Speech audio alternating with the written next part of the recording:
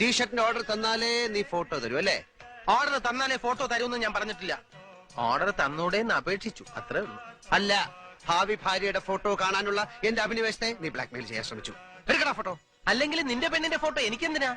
ഈ തിരക്കൊന്നൊഴിഞ്ഞോട്ടെ, നമുക്ക് ഒരുമിച്ച് ഫ്ലാറ്റിൽ പോയി ഫോട്ടോ എടുക്കാം. അപ്പൊ ആ ഫോട്ടോ ഇപ്പൊ നിന്റെ കയ്യിലില്ലേ? ഫോട്ടോ കൈ കൊണ്ട് കിടക്ക്, എന്തിന്? ആ ശരി, എനിക്ക് കാത്തിരിക്കാൻ തീരെ സമയമില്ല, ഇപ്പൊ തന്നെ പുറപ്പെടാ. ഇപ്പഴാ? നിന്നോട് പറയാനാ പറഞ്ഞ. ഇവിടെ നടക്കടാ.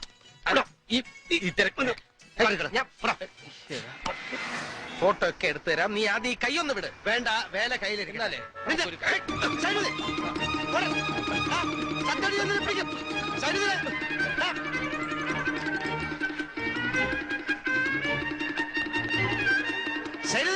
അവിടെ നിൽക്കേ. അങ്ങനെ നിക്കണില്ല മോനെ.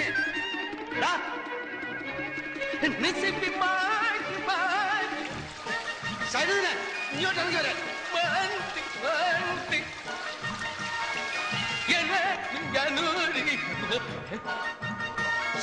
ഇവിടെ വരാൻ. എന്നെ ഓടിക്കരുത്. 1500 മീറ്ററിൽ കോളേജ് ചാമ്പ്യനാ ഞാൻ. ഫോട്ടോ എന്റെ കയ്യിൽ തന്നെ ഉണ്ട്. ടീഷർട്ടിന്റെ ഓർഡർ തരാതെ ഞാൻ ഇത് തരുന്ന പ്രശ്നമില്ല. പട്ടി.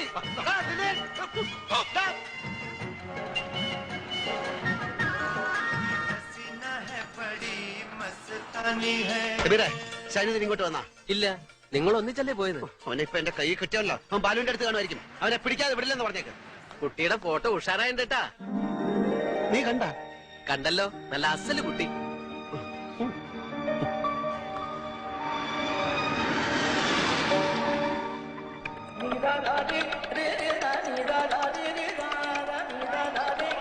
ബാലു, ബാലു.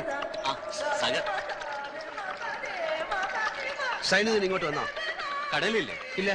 എങ്കിൽ ചിലപ്പോ ജെയിംസിന്റെ അടുത്താണ്. ശരി. ആ സാഗർ, കുട്ടിയുടെ ഫോട്ടോ ഉണ്ടോട്ടോ, കലക്കിയിട്ടുണ്ട്.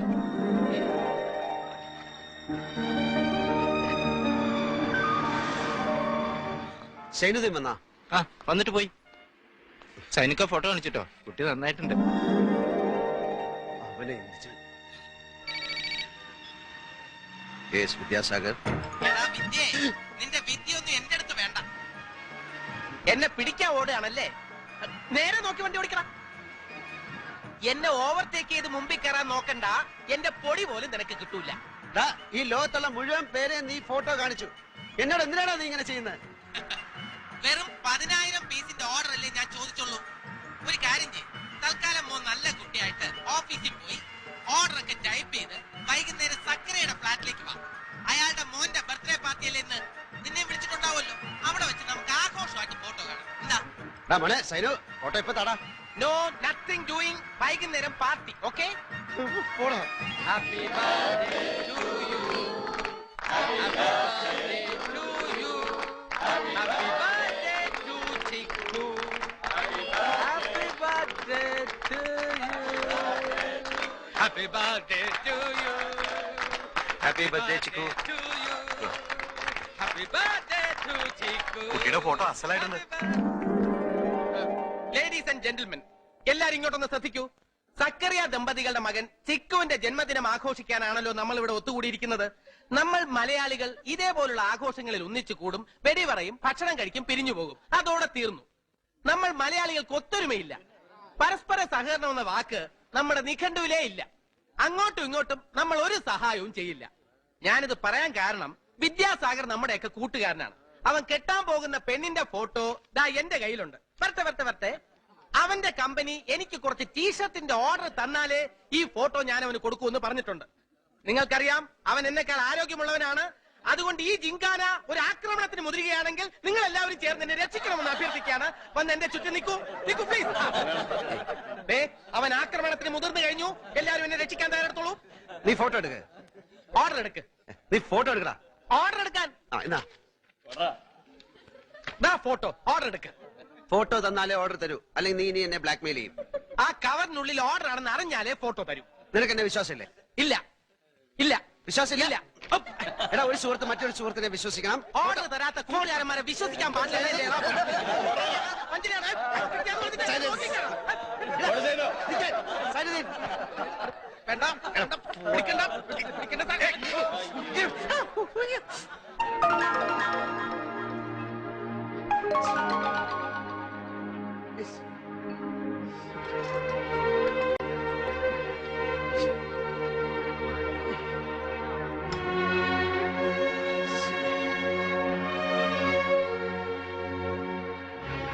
അല്ലോ നല്ല കുട്ടിയായിരുന്നു.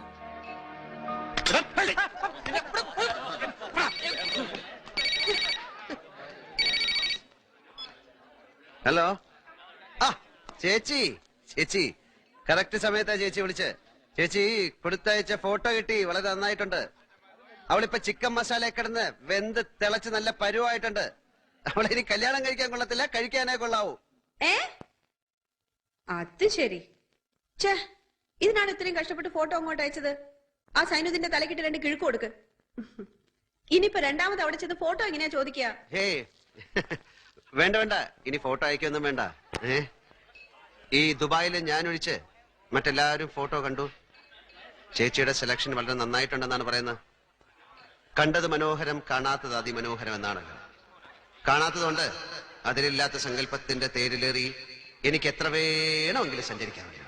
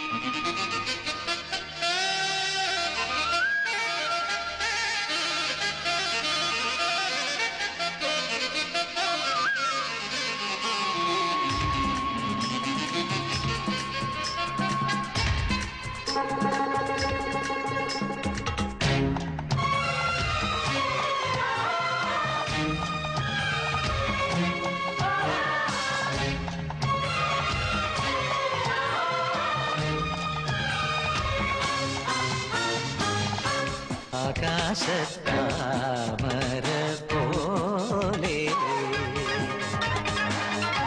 പാതി വീഴുന്ന നീയാര്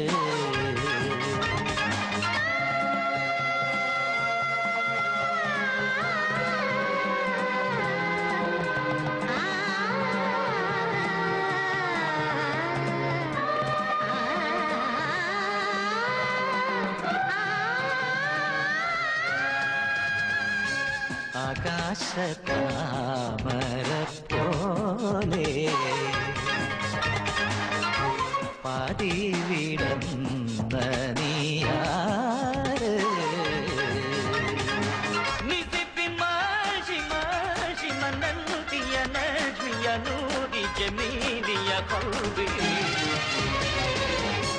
ആലോല പൊൻപീലി പോലെ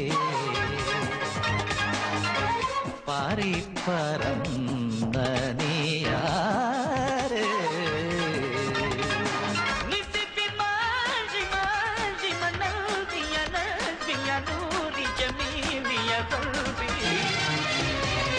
ആരു നീ ഹൃദയചന്ദ്രികെ സ്വപ്നദൂതികെ കടൽ ചിപ്പിയിൽ മയങ്ങി നിന്നു മുത്തുപോലിറങ്ങി വന്ന മോഹനൃത്ത ചാരുതേ ആകാശത്താമര പോലെ പാതി വീരന്ന നീ